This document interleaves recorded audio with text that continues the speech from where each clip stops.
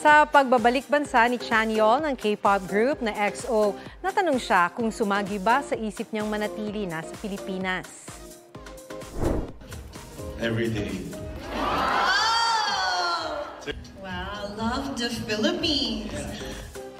Sabi pa ni Chanyeol, marami na raw siyang memories sa Pilipinas dahil ito ang unang foreign country na nabisita niya. Dati raw siyang nag-enroll ng short-term English study program sa bansa noong middle school, kaya sobrang komportable raw siyang bumalik dito. Nagpunta sa bansa si Chanyeol para sa isang fan meet.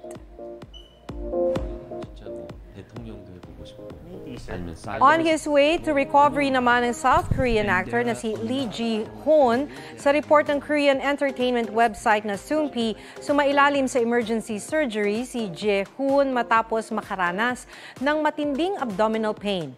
Nitong Marso, bumisita rin sa Pilipinas si Ji-hoon para sa kanyang fan meet.